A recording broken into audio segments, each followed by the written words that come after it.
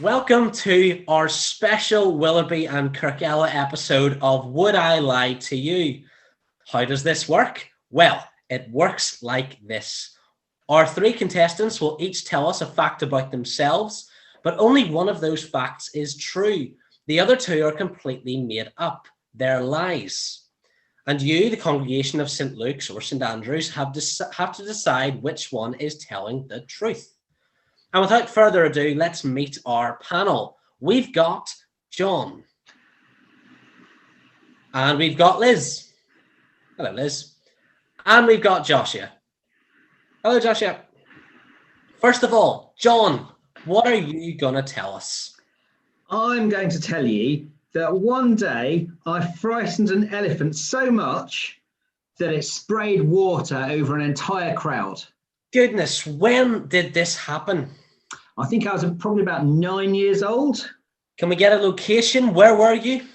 I think I was at London Zoo. And how did you frighten an elephant that much? Well, I made a sound like a squeaking mouse, and we all know that elephants are really scared of mice. And how did it spray water all over the crowd? Well, it was drinking from a trough. And I made the squeaking sound and it jumped out of its skin and it sprayed water all over the crowd that was there watching. Okay. Now, was that the truth or a lie? We'll let the congregation decide. But next up, Liz, what's your story? Well, it's a bit embarrassing, really. I left a sandwich in a box and found it over 7 years later. Oh, that's absolutely disgusting. When did that happen? Well, I found it about a year after John and I got married. So I guess in about 1997.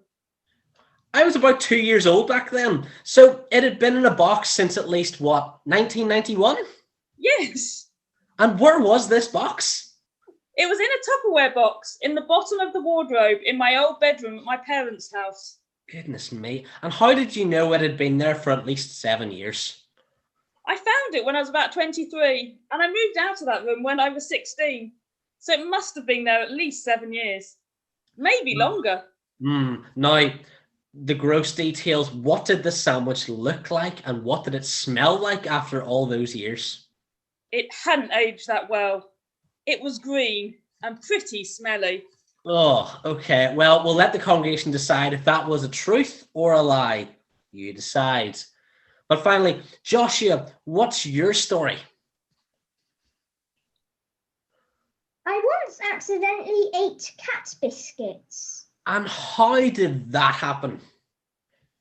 It was after Christmas and I thought the cat biscuits were chocolate treats. So I picked up a handful and ate them. And how did they taste? Disgusting. Oh man, that's gross. Okay, now was that the truth or was that a lie? You decide. We'll pause the video right now for a couple of seconds in your churches so you can have a think. Right, it is now time to reveal who was telling the truth.